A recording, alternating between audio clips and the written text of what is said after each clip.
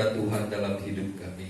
Kami boleh mengenal Engkau Allah Bapa di surga, Khalik langit dan bumi, pencipta semesta alam, yang di dalamnya kami boleh menyembah Engkau dan Yesus Kristus Tuhan dan Juru Selamat kami, penolong kami, Allah yang menuntun kami, dan Roh Kudus yang memimpin kami, memberi pengertian kepada kami, yang menolong kami, menghibur kami, menguatkan kami dalam perjalanan hidup kami. Pagi hari ini Tuhan kami datang kepadamu bersama anak-anak-Mu di jemaat Kingme Eklesia di Sedayu City. Kiranya Tuhan hadir dan memberkati setiap kami melalui ibadah yang kami lakukan ini. Tuhan kuduskan kami, sucikan kami, ampuni dosa segala dosa dan kesalahan kami, agar kami layak di hadapan Tuhan untuk memuji menyembah Tuhan. Kami persembahkan ibadah pagi hari ini dan perjamuan suci yang akan diselenggarakan sebentar di dalam nama Tuhan Yesus Kristus. Kami berdoa, Tuhan berkati kami. Amin. Silakan duduk, saudara.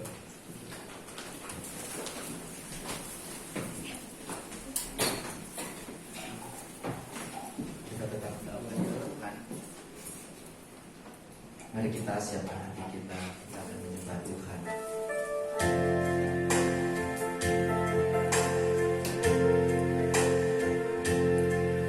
Kita merindukan diam di hadirat Tuhan, menikmati hadirat Tuhan di tempat ini. Biar hadirat Tuhan nyata di tempat ini bersama kita semua, dan lawatan Tuhan kita rasakan. Mari naikkan suara kita kepada Tuhan. Penuhi hatiku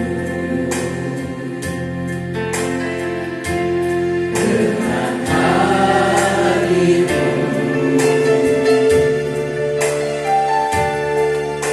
ku rindu memandang wajah-Mu, oh Tuhan, di dalam kekudusan-Mu.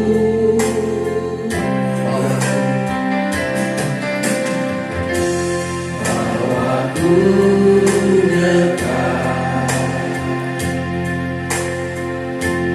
dalam hati-Mu, ku rindu mendengar suara-Mu, oh Tuhan, di tempat kudus-Mu sekarang. Ku rasakan kasih-Mu dan indahnya kekudusan-Mu. Penuhi dengan kasih-Mu, diam di hadirat-Mu, ku mengangkat tangan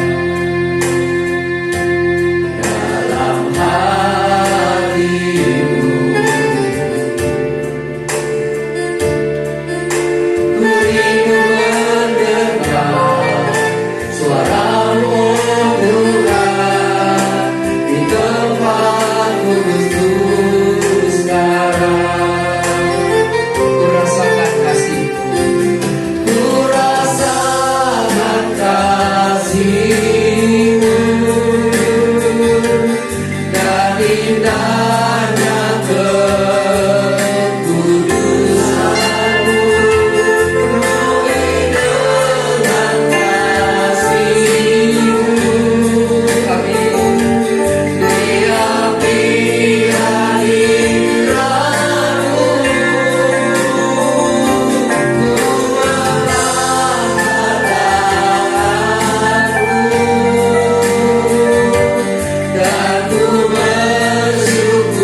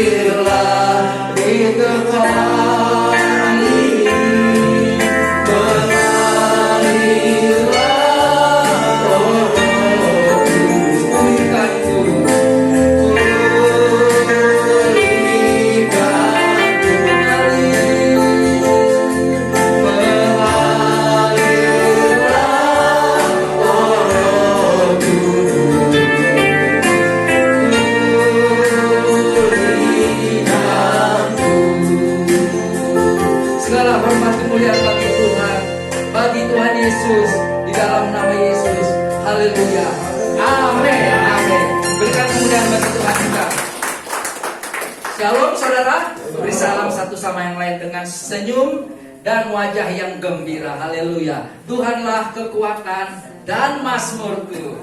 Puji nama Tuhan. Kita akan menyanyikan dengan penuh sorak dan semangat. Pujian bagi Tuhan.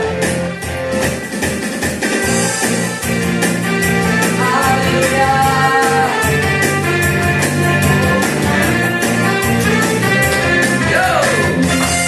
Tuhanlah kekuatan dan mazmurku. Amin. Ya dulu waktu dan keselamatanku. Hanya padamu hatiku percaya. Kau yang berharap dan pernah melindungi awalnya. Tuhanlah kekuatan dan mazmurku. Ya dulu baru dan keselamatanku. Hanya padamu hatiku percaya. Kau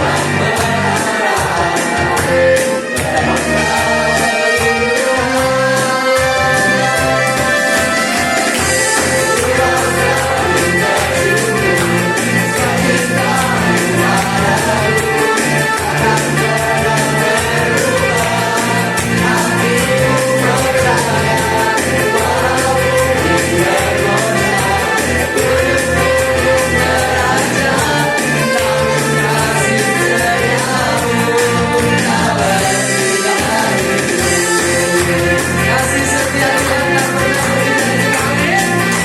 Kemuliaan sempurna. Yes. Dan semuanya. Tuhanlah kekuatan dan mazmurku. Ya dulu malu dan keselamatanku. Hanya padamu hatiku percaya.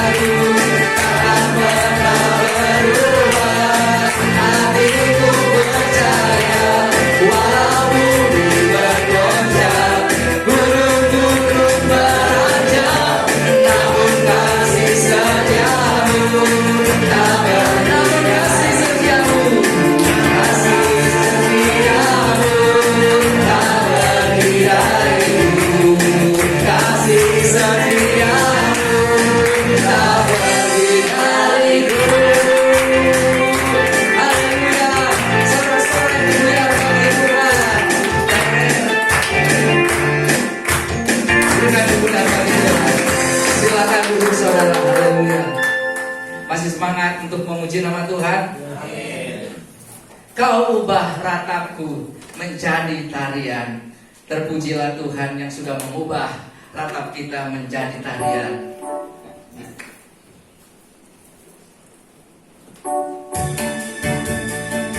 Bersama-sama kita bertepuk tangan. Ayo bersama-sama bertepuk tangan untuk Tuhan.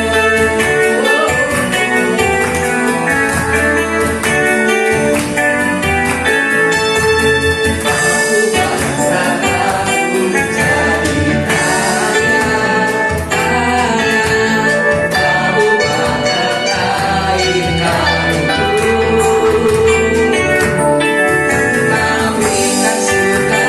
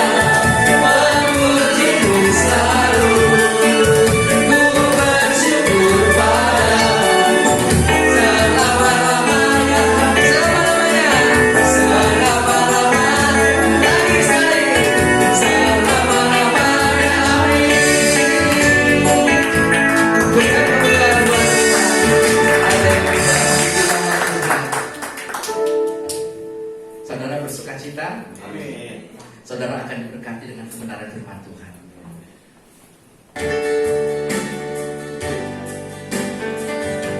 Bapa, ajar kami mengerti kehendak-Mu, mengerti rancangan-Mu.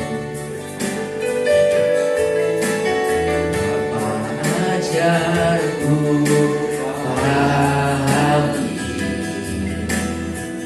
rencana mulia. Bapa inginkan aku menjadi rancangan semula. Walaupun itu mustahil, dengan kekuatan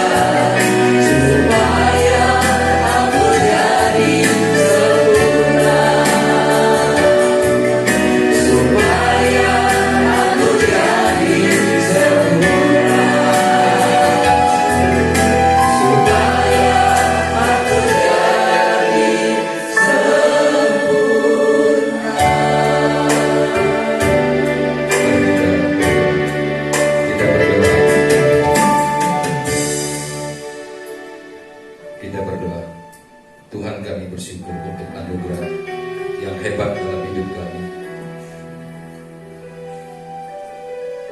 Kami boleh mengenal Engkau sebagai Tuhan, Juru Selamat hidup kami, Penolong kami, Penyelamat hidup kami, Penyelamat jiwa kami, sehingga kami beroleh hidup yang kekal ketika kami mengakhiri petualangan perjalanan hidup kami di bumi ini. Terima kasih Bapa di surga untuk anugerah Tuhan yang hebat dalam hidup kami. Sebentar kami akan mendengar kebenaran firman Tuhan.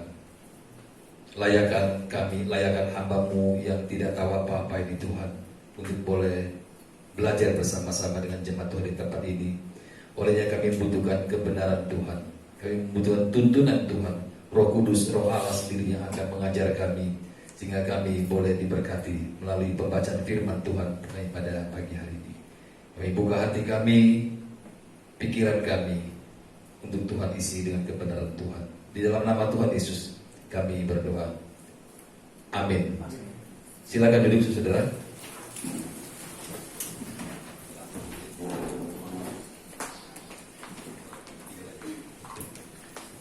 Selamat pagi, shalom semuanya. Ya, tadi ada kalimat supaya kami sempurna.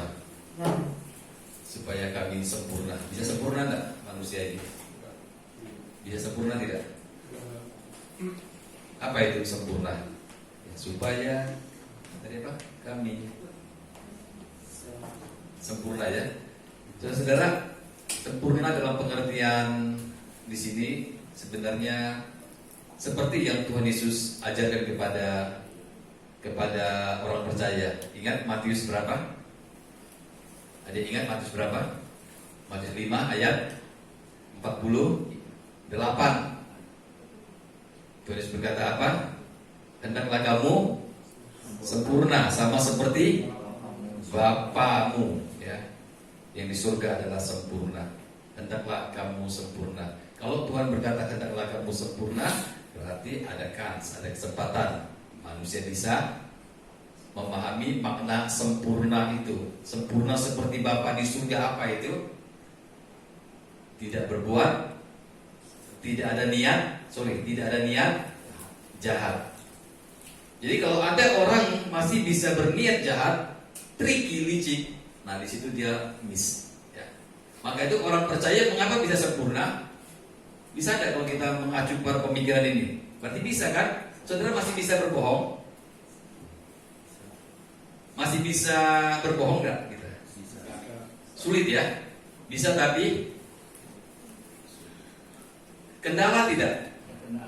Kendala tidak saudara berbohong? Gejolak ya? Kenapa? Karena kita adalah anak-anak Allah. Sukar bagi kita untuk jangankan berbohong, apalagi saudara berbuat sesuatu yang menyimpang, kita berat hati ini. Apalagi sampai mencuri. Aduh, saya yakin kita semua tidak mungkin deh. Ada yang masih bisa mencuri? Halo, ada yang masih bisa nyolong, kleptomania? Tidak bisa. Kenapa? Karena kita dipimpin oleh Roh. Kalau Allah memimpin hidup kita, tidak mungkin Allah memimpin tanggung-tanggung. Tidak mungkin, pasti sempurna. Ya, kita tidak bisa berzina, sulit bagi kita berzina. Bisa berzina tapi wah, bisa mati kita ya. Ketakutan ya, nggak mungkin bisa, saudara. Tidak mungkin bisa. Ya, tidak mungkin mencuri, apalagi membunuh. Membunuh itu pengertiannya membenci ya. Sulit bagi kita, saudara. Tapi kita lihat di dunia hari ini, orang gampang membunuh ya. Keluarga pun dibunuh, siapa pun dibunuh, atau bunuh diri rame-rame juga ada di kemarin kita bulan lalu kita dengar beritanya. Nah ini saya hari ini tidak bicara soal kesempurnaan ya, tapi saya menyinggung supaya kita mengerti, supaya apa yang kita nyanyikan kita pahami. Jangan asal kita nyanyi tapi dia tidak mengerti. Jadi sekilas saja tadi, berarti kita semua bisa sempurna dalam pengertian sempurna seperti Bapa tidak bisa berbuat curang, tidak bisa kita licikin orang, nggak bisa. Sulit kita, ya, sulit sekali. Nah ini tandanya anak Tuhan dan anak dunia. Ya, kita sulit untuk menipu orang. Saya nggak yakin saya lagi, sudah bisa menipu orang, saya nggak yakin. Bisa menipu tapi tidak mampu kita lakukan, betul tidak? Kita bisa adakan menipu tapi kita nggak bakal bisa. Kenapa? Karena roh Allah ada dalam diri kita. Ya, itu bedanya orang yang tidak dipimpin oleh roh Tuhan. Kalau kita lihat dunia ini begitu kacaunya, orang bisa menipu dengan segala cara, walaupun dia Kristen, walaupun anak Tuhan, bisa, saudara-saudara, bisa. Itu tandanya dia bukan dipimpin oleh roh Allah, Roh Kudus. Nah, hari ini kita lanjutkan, saudara. Ini minggu ya bulan April. Tema kita adalah, ingat ya, Januari saya sudah menyampaikan tentang, karena sebulan sekali saya khotbah. Januari, untuk apa saya ada di bumi ini, dan saya sudah uraikan. Lalu Februari, tujuan hidup orang percaya, saya sudah uraikan juga. Dan yang bulan Maret kemarin, inti rencana Allah. Ya, inti rencana Allah bagi kita. Nah, sekarang yang keempat adalah mengenal gambar diri. Mengenal gambar diri. Ya, kita sering dengar ya, mengenal gambar diri. Apa itu gambar diri? Apa definisinya gambar diri? Gambar diri, profil bukan? Ya, boleh lah ya, profil atau apa? Gambar diri. Bicara apa ini gambar diri? Bicara soal siapa kita, ya. Siapa kita? Gambar diri. Gambar diri apa ya? Ada definisi gambar diri itu apa? Gambar diri. Karakter ya. Karakter saya, karakter kita, gambar diri, kelakuan kita atau apa? Yang terbentuk dari lingkungan sekitar kita. Nah, oleh sebab itu saudara, ayat yang kita baca adalah ayat yang sudah sering kita baca juga, yaitu Genesis 1 ayat 26, ya, Kejadian 1 ayat 26. Jadi untuk mengenal gambar diri manusia tidak bisa dipisahkan dari mengenal pribadi Allah, karena manusia berasal dari Allah. Tetapi apakah bisa kita mengenal pribadi Allah sementara manusia ini sudah terpisah dari Allah? Nah, mengenal gambar diri Allah yang agung dapat kita lihat paling tidak dari Alkitab itu sendiri. Ya, jangan berasumsi, jangan kita mereka-reka. Nah, memang hal yang mustahil kita bisa mengenal gambar diri Allah, tapi paling tidak dari Alkitab. Makanya para teolog berkata, biarlah Alkitab menafsirkan Alkitab, karena itulah kebenaran. Nah, mengenal gambar diri Allah yang agung dapat dilihat dari kata Kejadian, dari kitab Kejadian 1 ayat 26. Kita baca bersama-sama. Kejadian 1 ayat 26. 3, 2, 1. Baiklah saudara manusia menurut gambaran rupa kita, supaya mereka berkuasa atas ikan-ikan di laut dan burung-burung di udara dan atas ternak dan atas seluruh bumi dan atas segala binatang melata yang merayap di bumi. Nah, kata kita di sini sudah, ya, kita bisa mengambil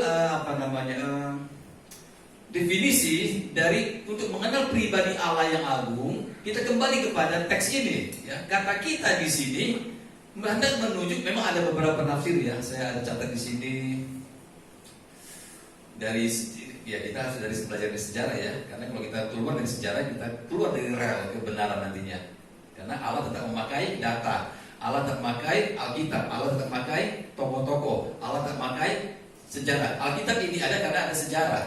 Alkitab ini ada bukan karena hayalan. Alkitab kita ada bukan karena orang meditasi lalu Tuhan kasih ilham lalu turun, bukan. Atau buku jatuh dari surga, debuk gitu, bukan. Seperti ajaran-ajaran lain. Tapi Alkitab ada karena adanya history, sejarah. Makanya history dia, Allah, history Allah. History.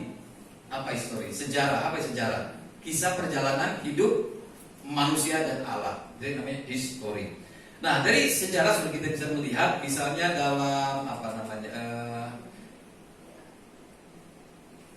Alkitab menggunakan kata kita ketika Allah menciptakan manusia. Nah, kata kita dalam Kejadian 1:26 hendak menunjuk, tidak kebetulan, tapi hendak menunjuk pribadi Allah, karakter Allah. Yang pertama, saudara, ada beberapa penafsir ya, saya coba sampaikan dulu. Yang pertama, sebagai bentuk keberadaan Allah yang satu hakikat memiliki 3 pribadi yang kita kenal dengan Allah Trinitas atau Allah Tritunggal, yaitu kita kenal dengan istilah Tritunggal atau Trinitas yang terdiri dari apa? Bapa, Anak, dan Roh Kudus. Kalau dalam teks aslinya una substantia tres, Pesona. Artinya itu bahasa Latinnya, itu dicetuskan dari tahun 155 setelah Kristus. 155 tahun sampai 223 tahun. Seorang tokoh yang bernama Tertullianus. Nama aslinya itu, kalau dari sejarah kita lihat, Quintus Septimus Florence Tertullianus. 155-230. Beliaulah yang mencetuskan tentang Allah Trinitas. Jadi bukan di Konsili Nisea ya. Konsili Nisea 100 tahun kemudian, Konsili Nisea 325 baru dikeluarkan yang namanya Allah Trinitas untuk melawan bidat ya, melawan bidat. Maka adanya sidang kalau orang Islam itu muktamar lah kira-kira begitu ya. Muktamar, sidang apa? Orang bahas tentang Tuhan gitu ya, tentang Allah. Nah, muncul sebenarnya Tritunggal itu muncul jauh sebelumnya. Oke, saya tidak bahas soal Tritunggal saudara, tapi ini menyinggung sedikit mengapa muncul kita belajar tentang Allah yang punya pribadi. Lalu pemahaman yang kedua, ada yang berkata, mengapa kata kita itu muncul? Mengapa Allah menciptakan manusia dengan kata kita? Ada yang berkata itu karena Allah Tritunggal, Allah Bapa, Anak, dan Roh Kudus. Lalu ada yang pula berkata karena Allah berunding dengan para malaikat.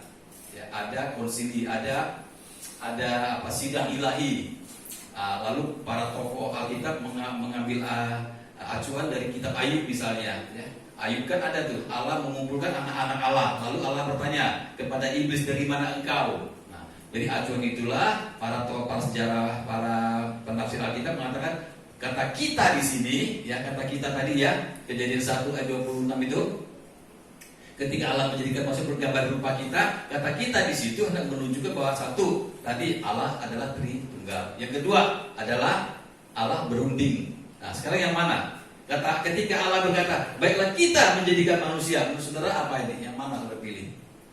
Allah Trinitas atau Allah yang berunding? Mengapa Allah menggunakan kata kita ketika menciptakan manusia? Ini kita berusaha untuk mengenal pribadi Allah ya saudara. Karena kita bicara tentang gambar diri. Jadi gambar diri harus mengacu kepada ayat tadi yang mengatakan kita di situ. Mengapa kata kita? Allah berfirman, baiklah kita menjadikan manusia bergambar dan rupa kita. Jadi kalau menurut saya adalah lebih tepat pengertian kata kita dalam Kejadian 1:26. Bukan soal jumlah berapa Allah, bukan soal trinitasnya ya. Tetapi lebih mengarah kepada siapa Allah. Jadi bukan berapa Allah, tapi siapa Allah. Jadi kalau bicara siapa Allah, berarti kita bicara tentang pribadi ya, mengenal pribadi Allah. Dia adalah Allah yang tidak bisa diungkapkan secara deskripsi. Kalau bisa dia bukan Allah ya, itu dia ya. Jadi Allah tidak bisa diformulasikan. Ya. Maka itu ketika Musa bertanya, siapakah engkau? Allah menjawab, Kejadian 3 ayat 13-14. Kita lihat ayat ini, Kejadian 3 ayat 13 sampai ayat 14. Ya, ketika Musa bertanya kepada Allah, ya, tetapi apabila aku mendapatkan orang Israel dan berkata kepada mereka, Allah nenek moyangmu telah mengutus aku kepadamu. Ini keluaran ya. Dan mereka bertanya kepadaku, bagaimana tentang namanya? Apakah yang harus kujawab kepada mereka? Kalau orang Israel yang masih dalam perbudakan itu, kalau Musa berkata, ayo kita keluar dari ini, lalu mereka bertanya, siapa Allah itu? Nah, ya, orang Israel bertanya, maka firman Allah kepada Musa. Nah, di sini muncul ya, di sini muncul ayat yang ke-14. Ayat ke-14 saudara, baca sama-sama. Firman Allah kepada Musa apa? Aku adalah aku. Terus lagi firman-Nya, beginilah kau katakan kepada orang Israel itu, akulah aku. Telah mengutus aku kepadamu. Sulit ya? Akulah aku. Apa itu akulah aku? Kalau di teks aslinya itu Ehye, Asher, Ehye. Nah Nah ini dari sini ini muncul kata YHWH. Diterjemahkan dengan latah. Diterjemahkan dengan latah Yehova. Padahal aslinya tidak Yehova, bukan Yahweh juga, YHWH. Karena nggak bisa diungkapkan. Siapa Allah? Allah nggak bisa diungkapkan. Aku adalah aku. Gimana aku adalah aku? I am that I am. Bagaimana cara mengatakan Allah itu ada? Nggak bisa, saudara. Nah, dalam teks aslinya Ehye, Asyir, Ehye, ya, Wayomer, Elohim kepada Musa, El Mose, ya. Ehye, Asyir, Ehye. Aku adalah aku. Aku adalah yang sudah ada dan yang akan ada. Kira-kira begitu terjemahannya. Berarti saudara, kata kita di sini hendak menunjukkan pribadi Allah yang apa ya? Kalau bahasa Prancis elegante. Elegante itu apa? Kalau terjemahkan bahasa Indonesia elegan, yang anggun, bukan anggun cesasmi ya. Anggun ya. Mulia, aku adalah aku. Nah, ketika dia berkata, baiklah kita menjadikan manusia menurut gambar rupa kita. Mengapa pertanyaannya begini? Mengapa Allah yang agung, yang mulia tidak berkata, baiklah aku menjadikan manusia menurut gambar dan rupa aku? Mengapa tidak aku saja? Tidak bisa. Karena keagungan Allah itu tampak dari kata kebersamaannya. Makanya Trinitas itu bukan bicara soal berapa Allah, tapi bagaimana Allah. Yang satu mengagungkan yang lain. Kata seorang teolog, ya, Robert Letham. Apa artinya Trinitas? Trinitas artinya yang satu mengagungkan yang lain, yang satu mengutamakan yang lain, saling mengutamakan, saling mengagungkan. Itulah agung. Jadi bukan keberapa, tapi bagaimana Allah itu. Allah yang saling menghormati, saling menghargai. Itu namanya Trinitas. Itu dari buku Robert Letham. Jadi kata baiklah kita menjadikan manusia menurut gambar dan rupa kita hendak menunjukkan, saudara, bahwa disitulah letak keagungan Allah itu. Allah tidak berkata baiklah aku menjadikan manusia menurut gambar dan rupa aku. Tidak cocok. Tidak pas. Tapi Allah berkata kita. Paham di sini saudara? Apa makna kata kita? Gambaran kesempurnaan Allah yang tidak menonjolkan pribadinya. Itulah budaya etik, saudara ya, etik. Kecuali memahami Allah dari catatan saya catat di sini.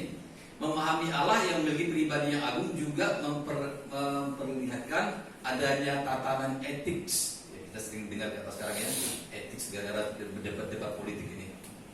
Etika, etik kerajaan surga yang mewakili karakteristik pribadi Allah yang agung, ya, yang maha agung tersebut dengan tidak menonjolkan pribadinya yang agung. Hal ini juga dapat kita lihat misalnya lagi saudara, kita lihat di ini saya coba kita menyeberang dulu ke Perjanjian Baru, Yohanes 20. Ini kan masih ada kaitan dengan Paskah ya, minggu lalu ya. Yohanes 20. Ini kisah tentang Paskah. Coba kita lihat Yohanes 20 mulai ayat 1. Yohanes 20 ayat 1. Pada hari pertama minggu itu, pagi-pagi benar ketika hari masih gelap, ya, ini Paskah ya, hari masih gelap. Pergilah Maria Magda. Nah, karena ada banyak Maria ya, ada Maria Ibu Yesus, ada Maria yang lainnya. Nah, ini Maria Magdalena, ya, disebut Maria Magdalena, ke kubur itu dan ia melihat bahwa batu telah diambil dari kubur. Terus ayat 2. Ayat 2. Ia berlari-lari mendapatkan Simon Petrus dan murid yang lain. Garis bawahi ya, yang saya mau highlight di sini, murid yang lain ya. Murid yang lain yang dikasihi Yesus, dan berkata kepada mereka, Tuhan telah diambil orang dari kuburnya dan kami tidak tahu di mana ia diletakkan. Ayat 3. Berangkatlah Petrus dan murid, kalian garis bawah lagi, murid yang lain gitu ya. Murid yang lain ke kubur.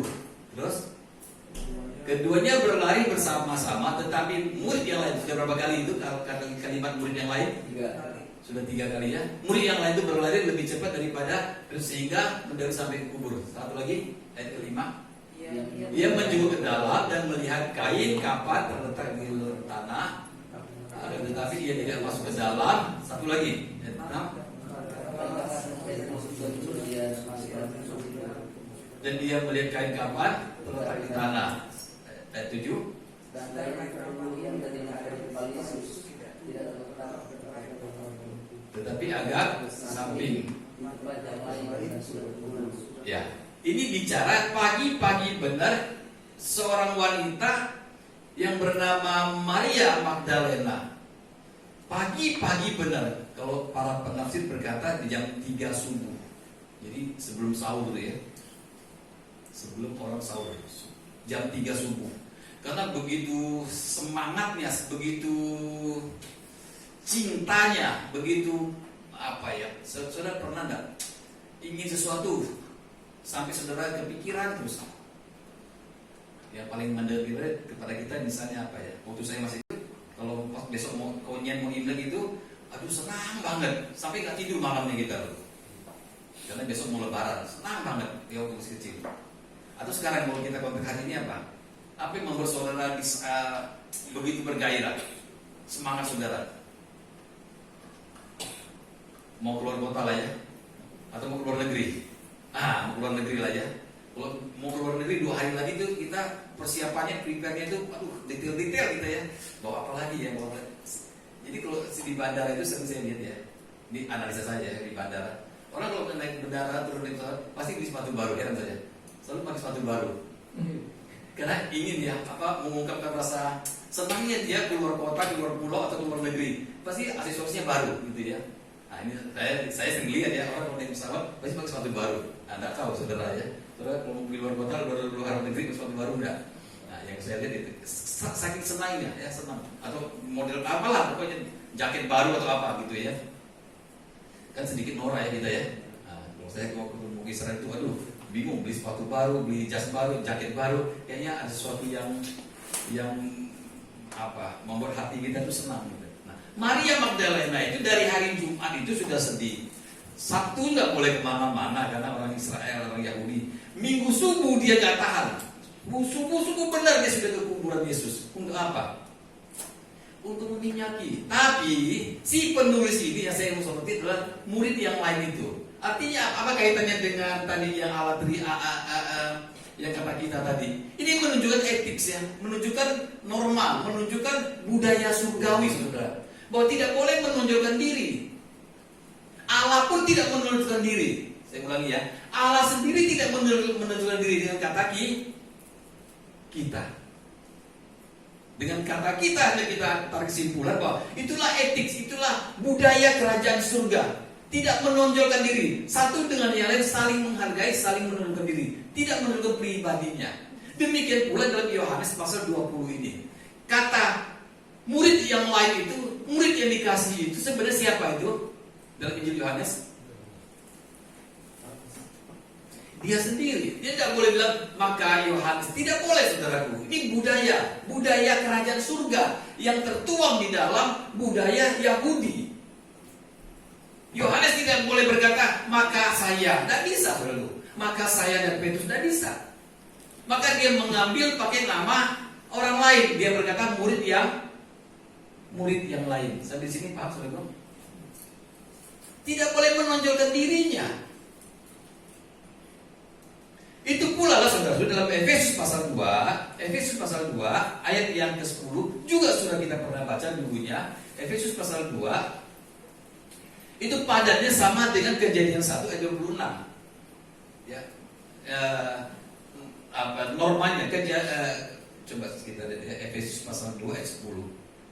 Efesus pasal 2 ayat 10. Karena kita ini buatan Allah. Kita buatan Allah. Terus diciptakan dalam Kristus Yesus untuk melakukan pekerjaan baik yang dipersiapkan Allah sebelumnya Ia mau supaya kita hidup di dalamnya. Jadi Kejadian 1 ayat 26 dengan Efesus 2 ayat 10 ini ada korelasinya. Kita diciptakan dalam Kristus Yesus.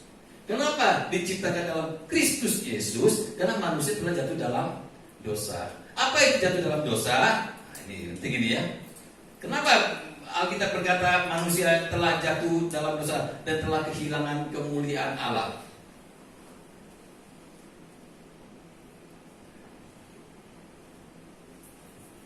Jadi apa yang menjadi masalah di sini, saudara?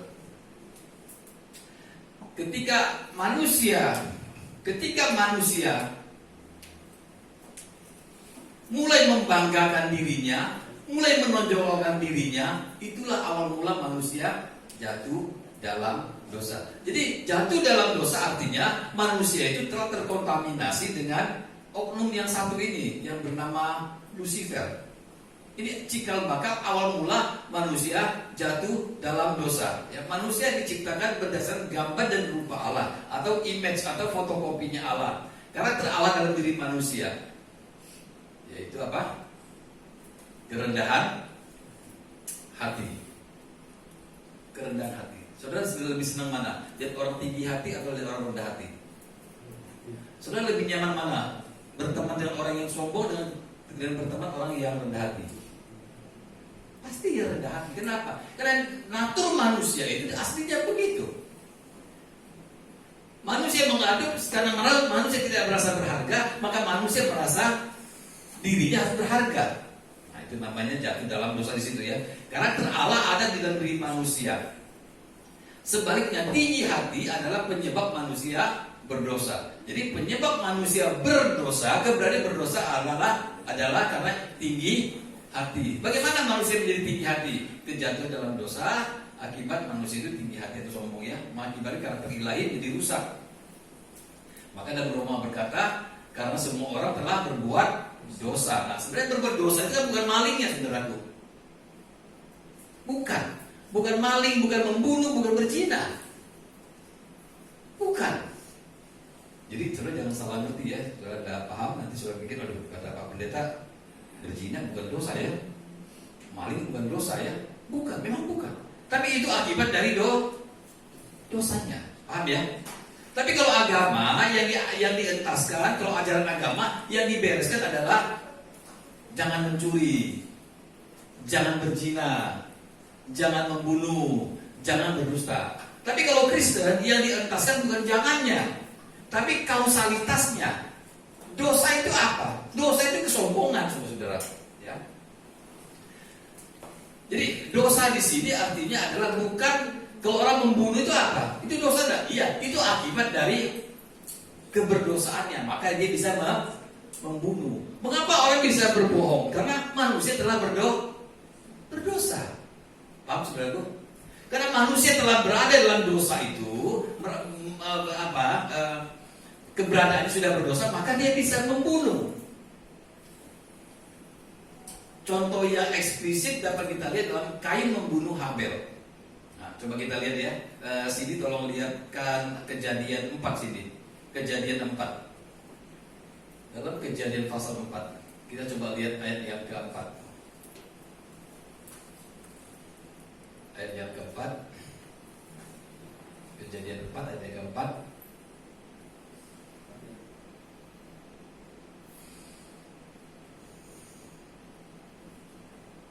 Kejadian 4 ayat 4 ya.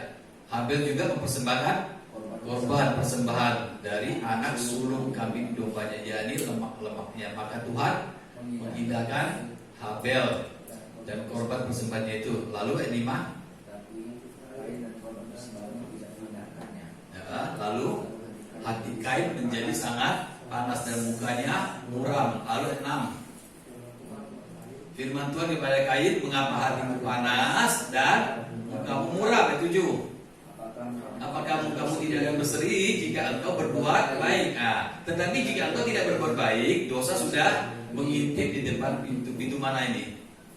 Dia sangat menggoda engkau, tetapi engkau harus berkuasa atasnya. Jadi Tuhan sudah ingatkan nih, Kain, kalau kamu tidak menguasai dirimu, dosa sudah mengintip. Jadi sebelum Kain membunuh ini, saya singkat saja ya. Sebelum Kain membunuh Habel, sudah ada dosa belum? Harus clear nih ya. Jadi sudah ngerti nih. Jadi maksud saya tadi saya mau coba menjelaskan dosa itu bukan kriminalnya, bukan membunuhnya, tapi sebelum membunuhnya itu backgroundnya tadi itu, ya, latar belakangnya. Jadi Tuhan berkata apa? Kalau kamu tidak menguasai, dosa sudah mengintip. Artinya sebelum membunuh pun dosa sudah ada. Paham saudaraku?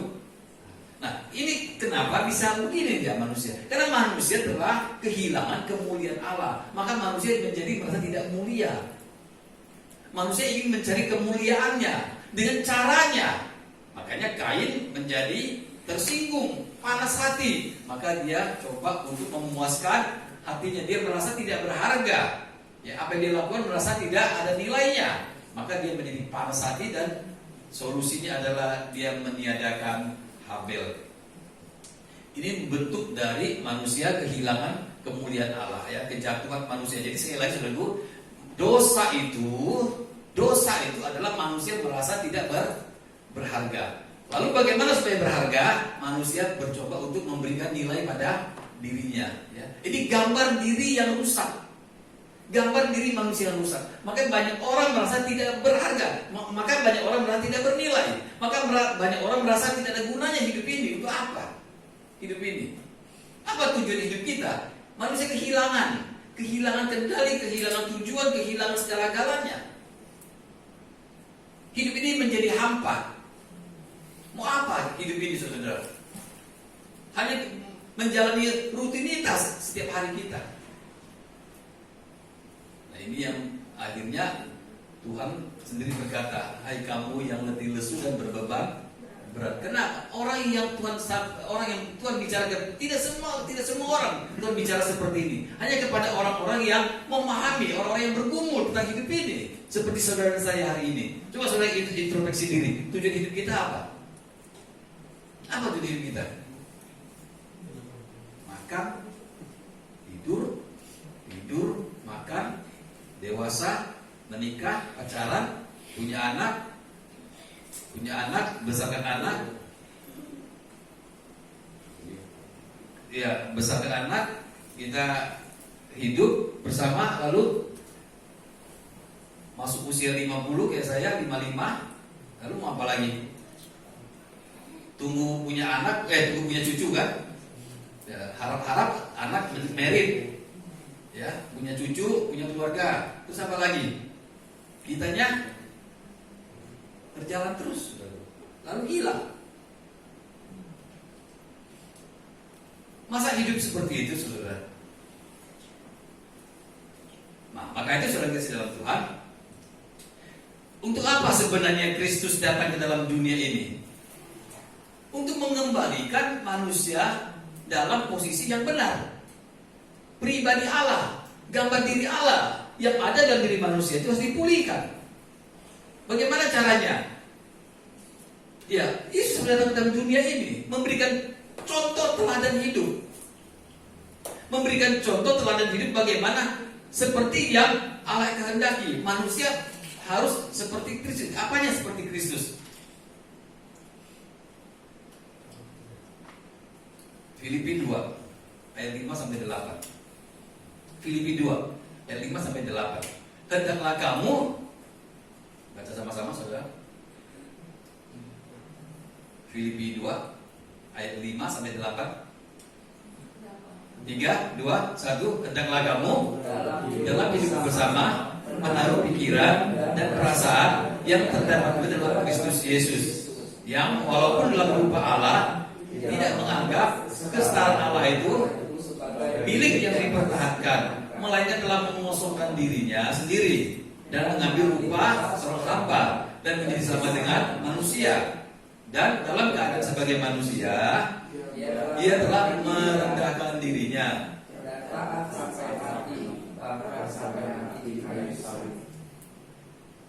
Untuk apa ini, saudara?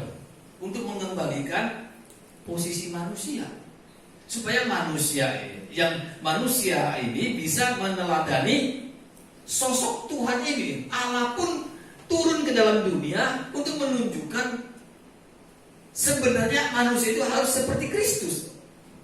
Sebenarnya simpel saudaraku, sederhana saja, yaitu rendah hati. Allah jadi manusia. Harusnya tidak perlu Allah menjadi manusia, karena manusia ini telah meninggikan dirinya. Manusia telah meninggikan dirinya. Ini tidak berkenan kepada Allah. Supaya berkenan, Allah merendahkan dirinya. Kalau saudara bekerja, karyawan, saudara jadi karyawan, saudara perusahaan. Tapi saudara lihat, karyawan perusahaan itu, pimpinan saudara selalu datang lebih pagi dari saudara. Enak gak saudara? Hah? Pimpinan saudara, bos saudara selalu datang lebih pagi, nungguin saudara datang. Enak gak saudara? Kalau ada anak gue bilang, enak-enak aja, jamnya jam, itu lain cerita dia. Itu udah mulai harus dipecat itu.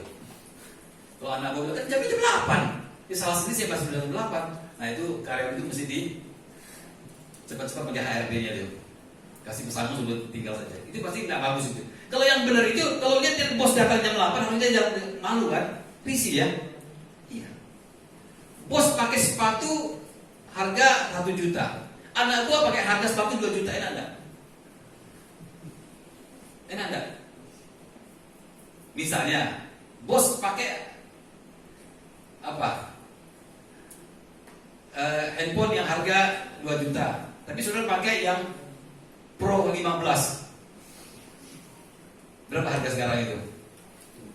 22 juta, 24 juta ya. Saudara pakai itu, tapi waktu meeting saudara kasih lihat. Tapi bos saudara pakai Samsung yang harga 2 juta. Bisa aja contoh. Gimana saudara? Enak enggak? Malu enggak? Malu enggak?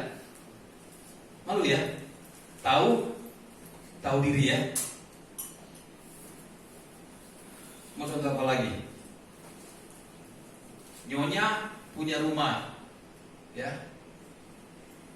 lebih rajin dari mbaknya. Gimana nih mbaknya nih? Nyonyanya kerja ya, beresin, mbaknya nonton TV di ruang tamu. Gimana kira-kira? Ya, tidak mungkin. Tidak bisa begitu dulu. Inilah tujuan Kristus. Kenapa Kristus datang ke dunia? Karena manusia telah meninggikan dirinya. Bagaimana kok manusia meninggikan diri? Ya itulah namanya dosa, saudaraku. Mengapa saudara dan saya bisa tersinggung? Karena meninggikan diri. Kita tinggi nilai diri kita. Kita tidak bisa direndahkan. Cikal bakal ini sebenarnya dapat kita lihat, saudara, dalam awal mulanya ya. Yehezkiel 28. Ini penyebabnya, saudaraku. Yehezkiel 28 ayat 17. Yehezkiel ini jarang kita baca ya, tapi coba kita baca. Cindy, tolong sini. Yehezkiel 28 ayat 17. Yehezkiel 28 17. Kita baca sama-sama. 3 2 1. Halo, baca sama-sama. 3 2 1. Imanmu musnahkan demi semarakmu. Ke bumi kau melemparkan, kepada raja-raja engkau kuserahkan, menjadi tontonan bagi matanya. Siapa ini? Siapa ini? Ini putra fajar, the morning star, bintang timur. Yesaya 14. Yesaya 14 ayat 12 sampai ayat yang ke-15. Yesaya 14. Yesaya 14 ini. Ya, ayat 12 mulai. 3 2 1 baca. Wah, engkau dari langit, hai bintang timur, putra fajar, the morning star ini ya. Lalu engkau sudah dipecahkan dan jatuh ke bumi, hai yang mengalahkan bangsa-bangsa. 13. Engkau yang tadinya berkata dalam hatimu, ini ya, apa? Aku hendak naik ke langit, aku hendak mendirikan tahtaku mengatasi bintang-bintang Allah, dan aku hendak bukit pertemuan jauh di sebelah utara. Lalu 14. Aku hendak naik mengatasi ketinggian awan-awan, hendak menyamai. Lalu terakhir 15. Sebaliknya, ke dalam dunia orang mati kau diturunkan, ke tempat yang paling dalam di liang kubur. Lihat, Apa perbandingannya dengan tadi Kejadian 1 ayat 26? Tuhan saja menggunakan kata kita. Tapi ini aku. Beda ya saudara ya? Aku. Selalu aku. Siapa ini aku ini? Lucifer. Yang diciptakan Allah, putra fajar. Wow. The morning star, bintang timur. Yang dikenal dengan Lucifer. Kemewahan Allah. Membawa kemewahan, membawa kemuliaan. Lucifer bahasa Latin. Bagus sebenarnya nama ini, Lucifer. Membawa kemuliaan Allah. Putra fajar. Tapi dijatuhkan Allah kenapa? Dia ingin sama seperti. Dan dimulai dari mana? Mulai dari mana dia? Tadi kita baca dalam hatinya. Mulai dalam hatinya. Aku ingin. Kenapa bisa begitu? Nah, saya kejar lagi nih. Kenapa saya bisa begitu? Jawabannya sederhana. Allah mulia, Allah agung, dan Allah tidak pernah bisa kelihatan. Allah tidak kelihatan. Tapi kita mengakui adanya Allah. Itulah orang percaya. Saudara, tidak ada pimpinan di kantor, tidak ada bos di mana. Tapi kita bekerja. Kenapa? Bukan karena kita takut bos. Kenapa? Karena ada Allah. Karena kita di bawah otoritas, kita di bawah aturan main. Ada pimpinan, ada perusahaan. Aku bekerja bukan karena ada bos. Aku bekerja bukan karena ada bos, tapi karena memang ada aturannya. Sama seperti ini, saudaraku. Lucifer itu kenapa bisa berontak? Karena Allah tidak kelihatan. Allah tidak kelihatan. Jadi ya, karena Allah tidak kelihatan, dia ingin ambil alih. Dibuang ke bumi. Manusia diciptakan Allah taruh di bumi. Harusnya manusia bisa menaklukkan dosa, melakukan kuasa kegelapan ini. Tetapi sebaliknya, manusia yang terkontaminasi, manusia yang terjerembab, manusia yang jatuh dalam dosa. Bagaimana caranya? Nah, kita lihat kronologisnya. Bagaimana caranya? Kejadian 3. Bagaimana caranya? Awal mulanya, mengapa bisa begitu? Kejadian 3. Ya, baru 40 menit ya. Saya berubah. Kejadian 3, ada berular yang paling cerdik dari segala binatang di darat yang dijadikan oleh Tuhan Allah. Ular itu berkata kepada perempuan itu, tentulah Allah berfirman, semua pohon dalam taman ini jangan kau makan buahnya, bukan? Nah ini ya, pancingan tuh. Ada kata yang sedikit berbeda ya dengan keberfirman Tuhan. Lalu saat perempuan itu kepada ular itu, buah pohon-pohonan dalam taman ini boleh kami makan. Udah benar itu ya. Tetapi tentang buah pohon yang ada di tengah-tengah taman, Allah berfirman, jangan kamu makan atau raba buah itu, nanti kamu mati. Tapi ular itu berkata kepada perempuan, sekali-kali kamu tidak akan mati. Tetapi Allah mengetahui bahwa pada waktu kamu makannya, matamu akan terbuka, kamu akan menjadi seperti Allah, tahu tentang yang baik dan yang jahat. Jadi memakai personifikasi ular ya. Ular itu gambaran dari kuasa kegelapan yang mencoba mempengaruhi manusia dengan apa? Tetap dengan menggunakan firman Tuhan. Oke? Dia berkata, tentulah Allah berfirman. Tentulah Allah berfirman. Ini jebakan, saudaraku. Jebakan kepada manusia, sehingga manusia berpikir, iya, supaya bisa sama seperti Allah gimana ini? Ingin seperti Allah, hebat ini ya, pasti hebat, luar biasa ini. Oh, kamu makan buah itu, kenapa? Sebab Allah melarang kamu makan, bukan? Kira-kira narasinya begitu ya. Makanya kamu dilarang makan sama Allah, karena Allah tidak mau kamu makan. Kalau kamu makan, kamu seperti Allah. Padahal, saudaraku, sesungguhnya manusia diciptakan sehakikat segambar serupa dengan Allah, bukan karena makan buah itu. Nah ini tipuan, saudaraku. Maka itu saudara-saudara Kristen Tuhan. Jadi penyebab manusia jatuh dalam dosa, pertama asumsi. Hati-hati ya, asumsi ya. Seperti tadi ya, dalam hatinya telah berpikir. Juga kait tadi, dalam hatinya berpikir. Berpikir kan di otak ya, mengapa dia tidak berpikir ya? Dalam otaknya berpikir, kenapa ngomong begitu ya? Selalu pernah pikir gak? Mengapa selalu dinarasikan dalam hati orang berpikir? Kenapa? Nggak dalam otak dia berpikir. Karena hati simbol dari kehidupan. Saudara kalau sakit, kecewa sama orang, saudara bilang, aku sakit kepala sama kamu atau aku sakit hati dengan kamu? Nah, aku sakit kepala sama kamu atau aku sakit hati dengan kamu? Ya, kenapa sakit hati? Karena hati mewakili kehidupan kita, manusia ya, hati. Yang bilang, aku sakit perut sama kamu enggak ya?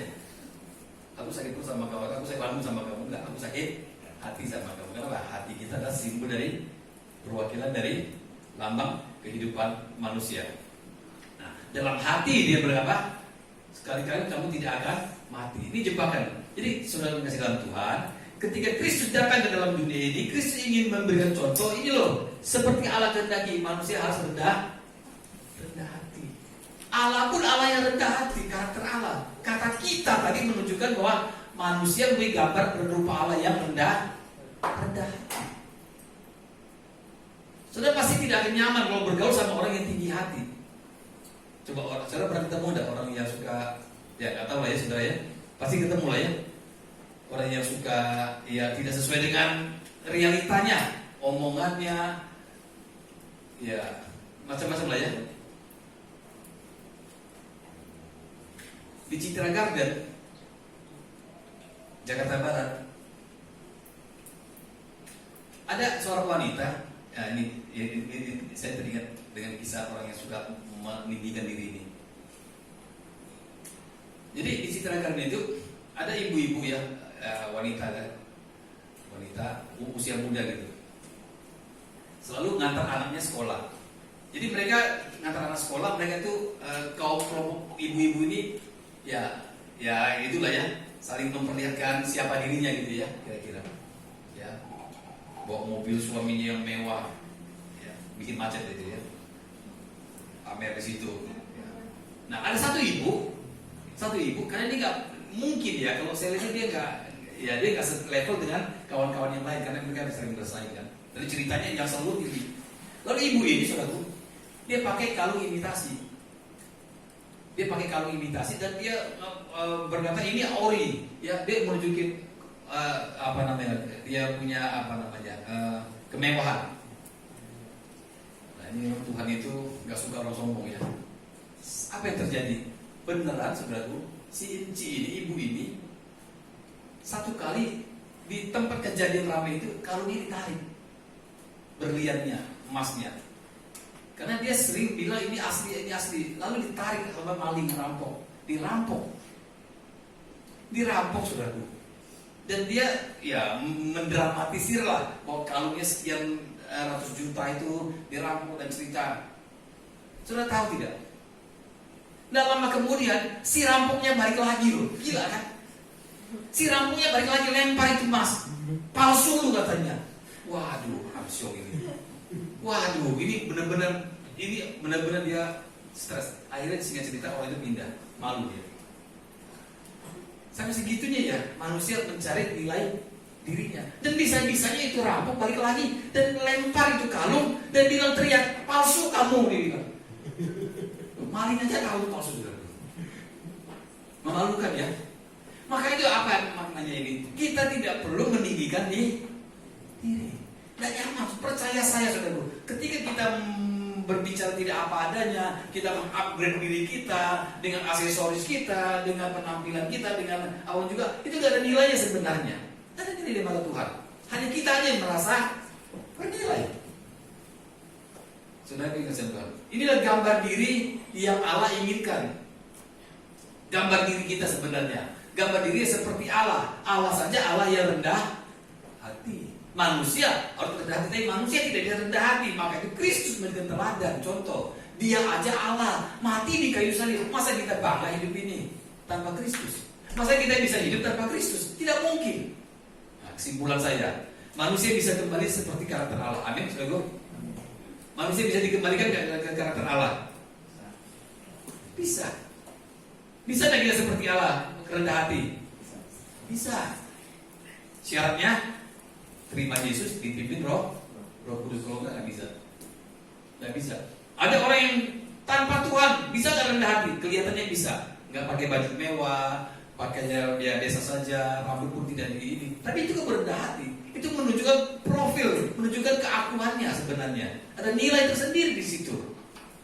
Rendah itu bukan dengan tampilan saudaraku, tapi bicara tentang sikap batinia kita yang terdalam. Ya, batinia kita dalam. Ya, ada keluarga kami, dia kaya sekali, tapi dia tidak ingin kelihatan kaya supaya dia tidak diganggu oleh keluarga yang lain. Dia pura-pura miskin. Ada juga yang begitu. Kenapa? Karena dia nggak mau diganggu, dia mau direpotin, sehingga dia pura-pura miskin, sederhana saja, padahal dia kaya raya. Kenapa begitu? Bukan rendah hati saudaraku, karena dia ingin keluarganya jangan mengganggu dia. Jadi dia pura-pura sederhana, pura-pura miskin, padahal kaya sekali. Ada juga sebaliknya, yang miskin ingin kaya, kelihatan kaya. Ada juga yang begitu ya. Nah, sakit sama-sama sakit semuanya itu ya. Nah, secara rohani juga ada yang kelihatannya, oh dia dengan penampilannya lah, dengan gayanya, shalomnya, dengan ya. Tapi bukan di situ, saudara-saudara. Yang Allah ingin adalah sikap hati kita.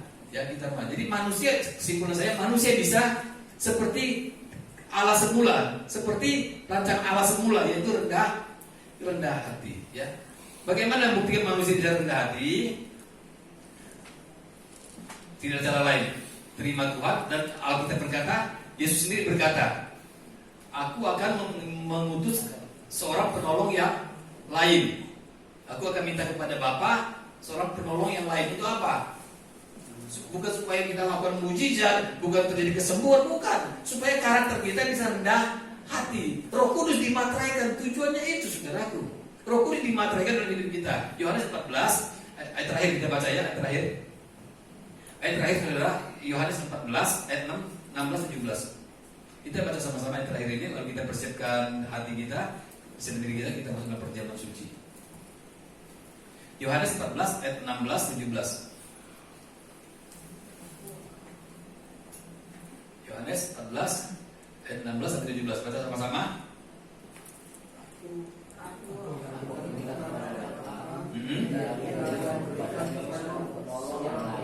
Ya. Yaitu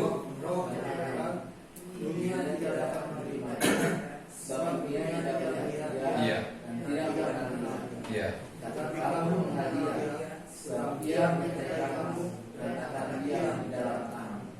Roh Kudus menyertai kita untuk apa? Supaya kita bisa mengenalkan karakter Bapa. Jadi Yesus itu bukan hanya lip service, tapi dia membuktikan, dia turun dan dia mati. Supaya manusia juga tidak, ya tidak mungkin. Allah saja jadi manusia, Allah merendahkan diri. Masa kita mau mengangkat diri kita? Tidak mungkin. Tidak mungkin saudaraku. Jadi Roh Kudus dimateraikan, menyertai kita sampai selama-lamanya. Kiranya Tuhan memberkati saudara saya. Puji Tuhan, mari kita berdiri. Pak Setia bisa bantu perjamuan suci nanti.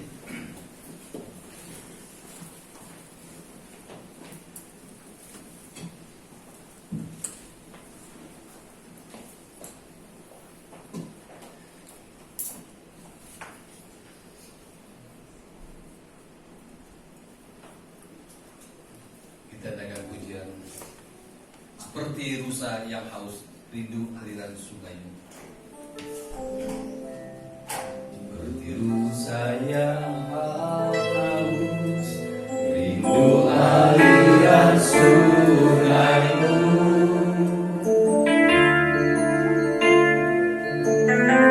Hatiku tak tahan menunggu bagai tanda gersang. Bagai tanda gersang menanti datangnya hujan.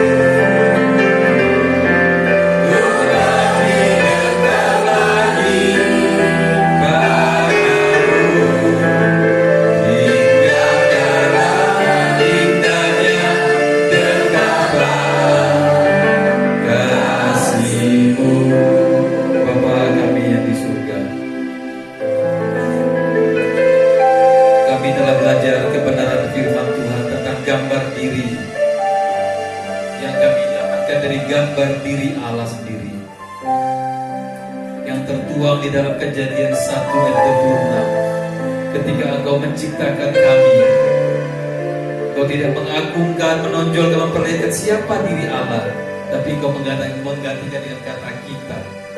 Ini hendak menunjukkan bahwa keagungan Allah, Allah yang saling mengagungkan, Allah yang saling menonjolkan, Allah yang saling menghargai satu dengan yang lain. Itulah pribadi Allah yang kami kenal dalam Yesus Kristus Tuhan kami. Itulah sebabnya Engkau datang dalam dunia, Allah menjadi manusia, Allah merendahkan dirinya, Allah menghinakan dirinya demi manusia yang hina ini. Itu sebabnya Tuhan kami tidak layak. Kami tidak layak menjadi manusia seperti Engkau kehendaki, tapi Engkau layakkan kami. Manusia telah jatuh dalam dosa, manusia telah menyombongkan diri, manusia meninggikan diri. Tidak ada cara lain selain Yesus harus merendahkan diri supaya kami introspeksi, kami bercermin di dalam Kristus Yesus. Layakkah kami membanggakan diri kami? Layakkah kami merasa kami ini hebat? Layakkah kami ketika kami merasa kami ini pintar? Layakkah kami ketika kami merasa bisa? Kami tidak layak, Tuhan. Kami tidak layak. Selain anugerah Tuhan yang melayakkan kami hari ini. Tuhan, terima kasih untuk salib-Mu. Sebelum kami makan dan minum, kuduskan, sucikan kami. Kami mau belajar dari firman Tuhan. Sadar diri kami. Kami orang-orang yang terhina, orang-orang yang tertutup sebenarnya, orang yang layak masuk api kekal, orang yang tidak ada artinya. Kami bersyukur karena Kristus telah mati. Itu pun kami jarang menghargainya. Tapi melalui pagi hari ini, kami kembali mengingat salib Tuhan. Kita naikkan pujian pada satu bukit jauh dari sini. Kita silakan duduk, saudara. Bapa di surga, kuduskan roti dan anggur ini. Kuduskan Setia Gunawan, hamba-Mu yang melayani, agar kami layak di hadapan Tuhan.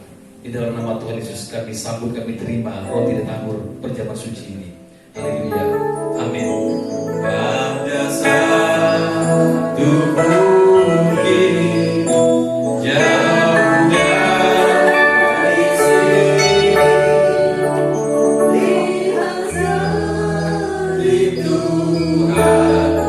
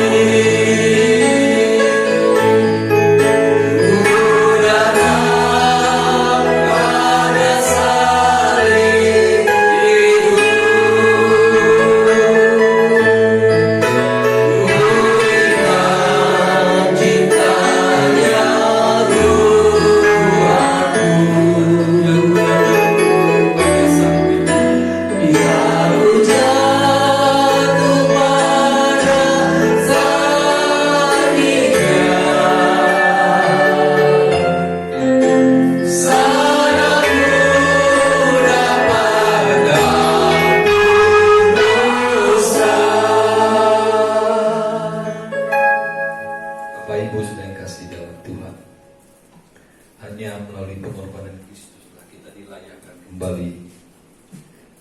Dan untuk kita layak kembali, kita meneladani Kristus Tuhan kita yang merendahkan dirinya, bahkan sampai mati di kayu salib.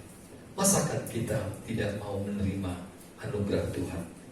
Itu sebabnya teruslah engkau berjalan dengan iman, mempercayakan hidupmu kepada Tuhan sebagai Tuhan dan Juru Selamatmu, sehingga layak di hadapan Tuhan.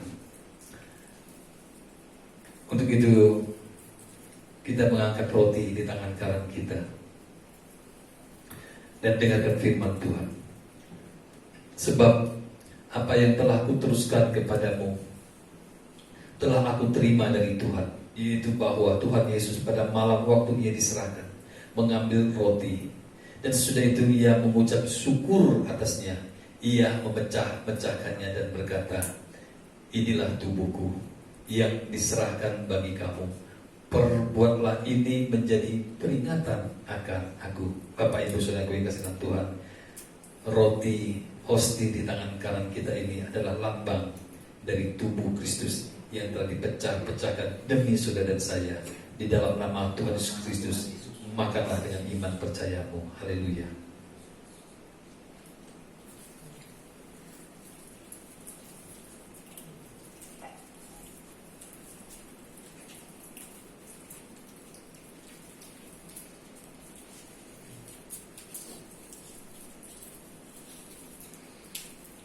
Mari kita angkat tangan kita, cawan tangan kanan kita. Demikian juga ia mengambil cawan sesudah makan lalu berkata, cawan ini adalah perjanjian baru yang dimateraikan oleh darahku. Perbuatlah ini setiap kali kamu minumnya menjadi peringatan akan aku. Saudara yang kasih dalam Tuhan, anggur yang melambangkan darah Kristus yang telah dicurahkan bagi kita di kayu salib adalah melambang kita telah diterima dan kita telah diampuni oleh dosa kita. Sekarang kita lakukan dengan iman percaya kita, melambangkan Kristus telah mati untuk kita, darahnya yang menyucikan kita. Di dalam nama Tuhan Yesus Kristus, minumlah dengan iman percayamu.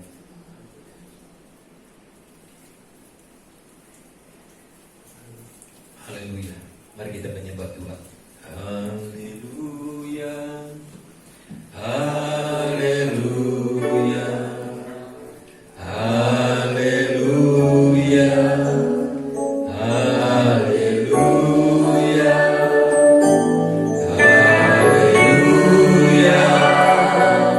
Haleluya.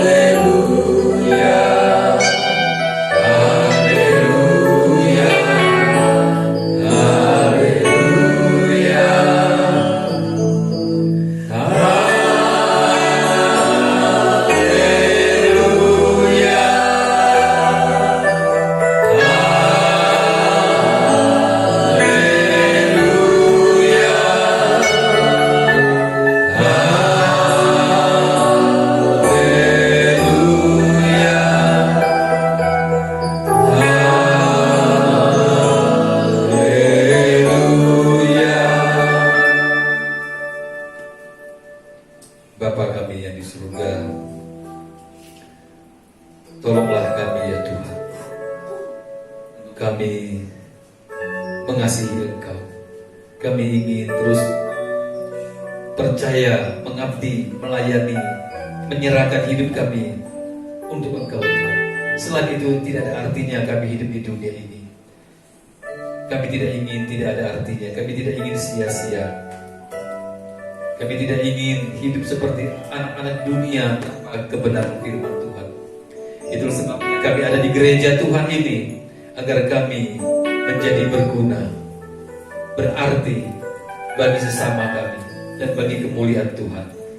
Materaikan kebenaran firman Tuhan dalam setiap kami, dan kami boleh berjalan bersama Engkau dalam iman percaya kami, penyerahan total dari hidup kami.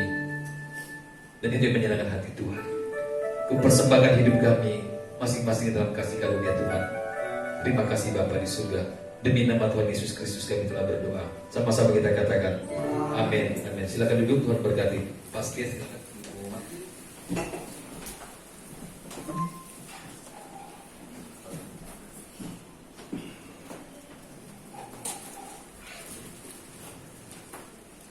Bapak Ibu, saya memohon untuk kesediaannya mendengar pengumuman sejenak.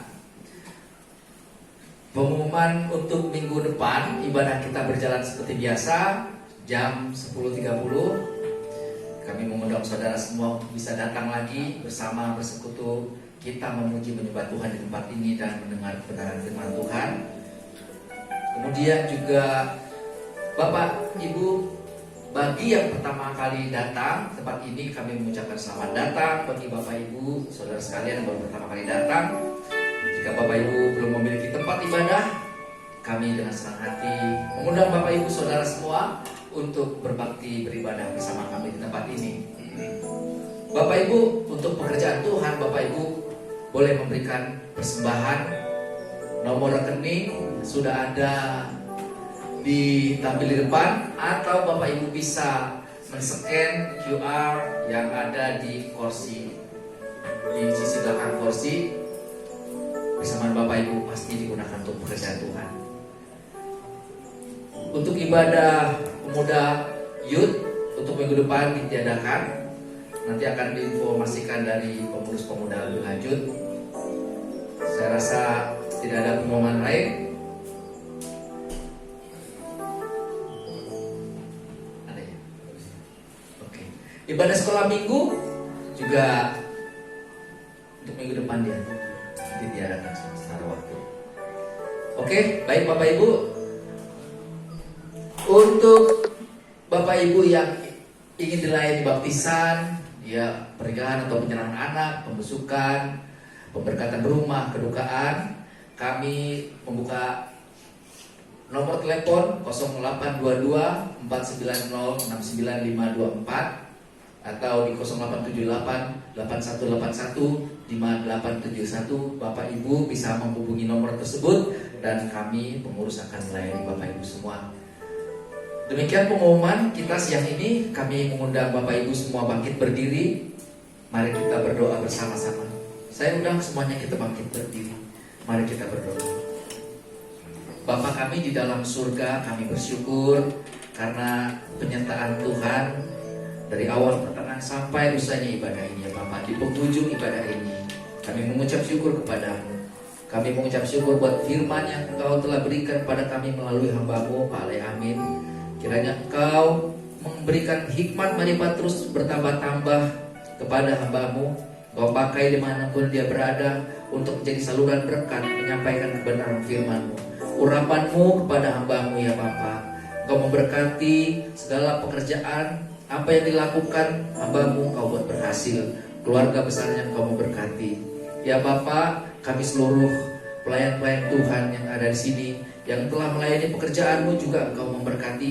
Pakailah kami semua lebih sungguh, lebih serius, memberikan hati kami untuk melayani, mengabdi kepadamu ya Bapa. Kami berdoa ya Tuhan untuk seluruh jemaat-Mu yang hadir, Engkau rahmati, Engkau memberkati. Segala apa yang mereka kerjakan, lakukan, Engkau memberkati, supaya nama-Mu terus dipermuliakan ya Bapa. Yang sakit Tuhan sembuhkan, yang lemah Engkau beri kekuatan, yang susah putus pengharapan Engkau bangkitkan kembali semangat mereka, pengharapan mereka ya Bapa. Di dalam Engkau mereka bersemangat menikmati pertolongan Tuhan, menikmati kemurahan Tuhan. Bapa di surga, berkatilah gereja ini eklesia. Biarlah melalui gereja ini ya Bapa, jiwa-jiwa diberkati. Setiap jemaat yang datang di sini bertumbuh mengenal kebenaran dan hidupnya makin diubahkan. Kami semua keluarga besar Kimi, Tuhan rahmati ya Bapa, makin kompak, makin sehati untuk mengabdi, berbakti di tempat ini, memuji, memuliakan nama Tuhan.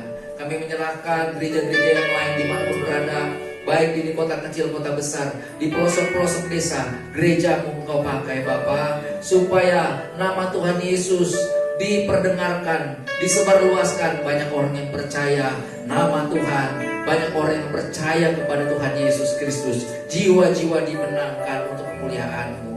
Bapa berkati bangsa negara kami, biarlah bangsa negara yang kami yang besar Engkau pimpin dengan pemimpin yang Engkau berikan. Engkau beri hikmat, bijaksana, surgawi, supaya memimpin bangsa ini dengan takut akan Tuhan, mengatur bangsa ini supaya membawa bangsa ini, seluruh masyarakatnya menjadi sejahtera. Kami berdoa supaya Tuhan memberkati bangsa ini, Tuhan berkati negeri kami, dan kami umat-Mu bebas untuk beribadah dimanapun berada, kami bebas berbakti. Bapa di surga, sepanjang minggu ini kami menyerahkan kehidupan kami dalam tuntunan pimpinan-Mu. Mungkin ada anak-anak-Mu yang akan pergi berlibur, Engkau menyertai juga mereka menikmati liburan mereka di dalam damai sejahtera Tuhan. Kami serahkan kehidupan kami semuanya dalam tangan-Mu Bapa, dan kami naikkan doa ini. Mari kita bersama-sama kita berdoa. Bapa kami di dalam surga, Bapa kami yang ada di surga, dikuduskanlah nama-Mu, datanglah kerajaan-Mu, jadilah kehendak-Mu di bumi seperti di surga. Berikanlah kami yang pada hari ini makanan kami yang secukupnya, dan ampunilah kami akan kesalahan kami, seperti kami juga mengampuni orang yang bersalah pada kami. Dan janganlah membawa kami ke pencobaan, tapi lepaskanlah kami daripada yang jahat. Karena Engkau yang punya kerajaan dan kuasa dan kemuliaan sampai selama-lamanya. Mari angkat tangan kita berdua. Tuhan memberkati engkau dan melindungi engkau. Tuhan menyinari engkau dengan wajahnya dan memberikan engkau kasih karunia.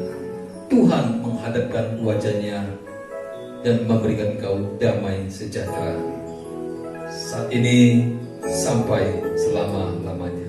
Tuhan Yesus memberkati. Haleluya. Amin. Terima kasih